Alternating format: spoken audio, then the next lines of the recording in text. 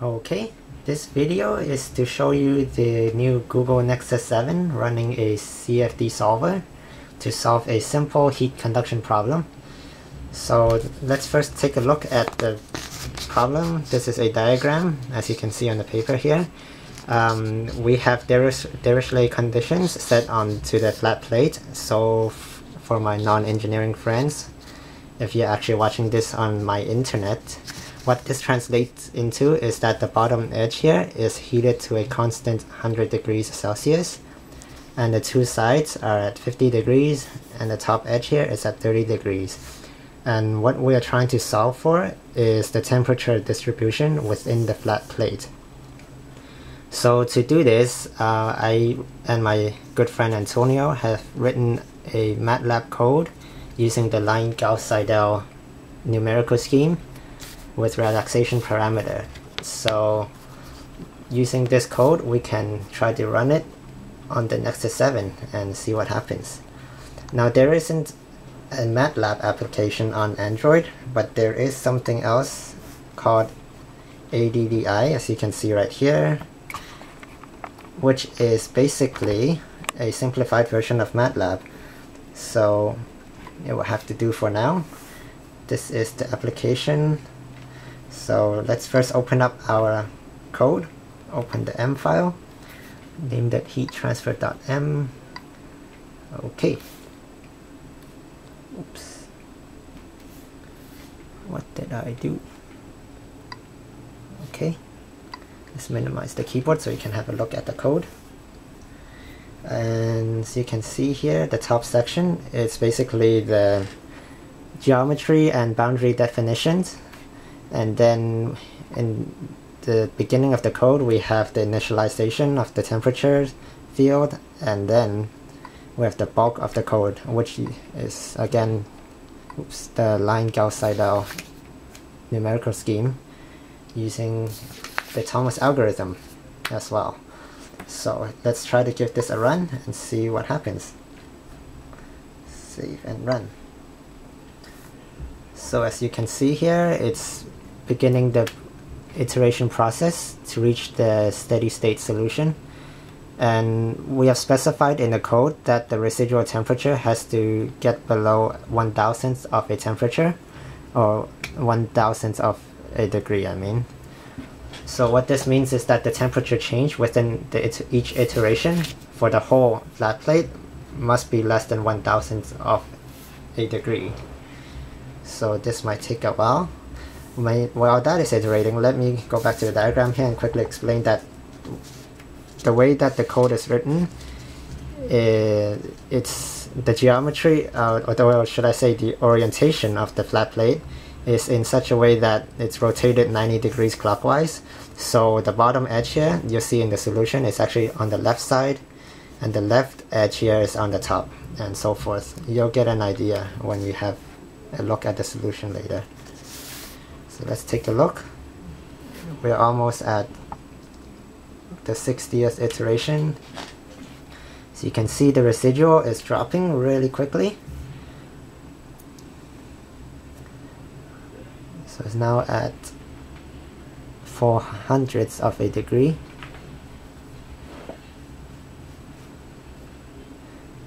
Getting close. As you can see, it takes a while. Probably because the Nexus 7 wasn't really designed to run a CFD code. We're almost at 1/1000th. And we're below it. So as you can see, it took 100 and odd seconds to run this code. And let's have a look at the solution by bringing up the temperature variable. In this case, I named it T_new, which is basically the new temperature, or in the latest iteration. And since the screen on the Nexus 7 isn't big enough to view the whole temperature field, I'll just bring up the first, I guess, 8 columns, just so we can get an idea of what it looks like. So as you can see, T_new, and then first 8 columns. Okay, hit enter. Minimize the keyboard and we can have a look. So as you can see, on the left side is a constant 100 degrees. The top and bottom is at 50 degrees, and as you can see, temperature in the middle is varying. So to validate our solution, let's just run the same code on the computer using MATLAB and see what we get. Alright, let's bring this up here. So this is my MATLAB console. As you can see in this little window here, it's the exact same code. I'm not going to go through it again, but you just have to trust me. It is the same code. So I go to run, and it's already done. It only took 0.1 seconds or so.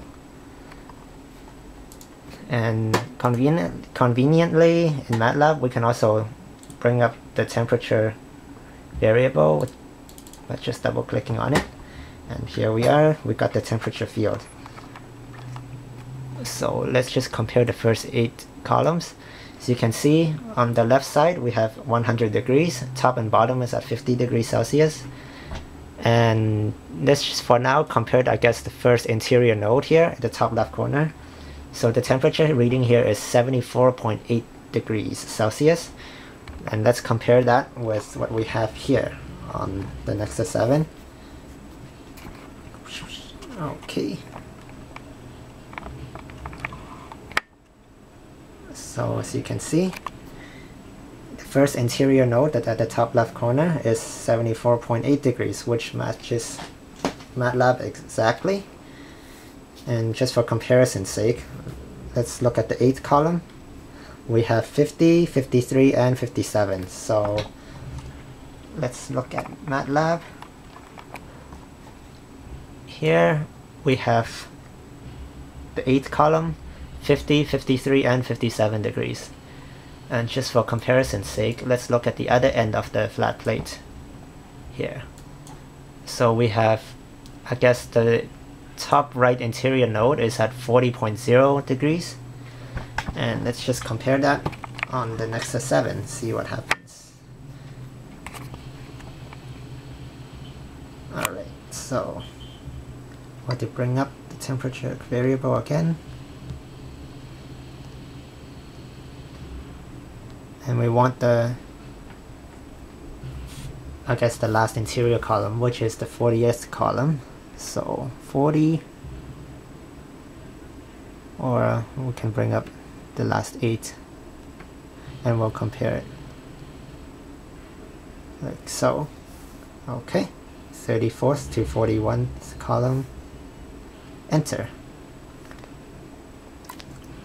Okay, so as you can see, the first interior node on the top right corner is 40 degrees, which matches MATLAB. And on the right side, the right edge is 30 degrees Celsius, which is what we set it to. So here we have it. It's just proof that the Nexus 7 can indeed run a CFD solver. It will be slow, but you can do it. Thank you for watching on my internet.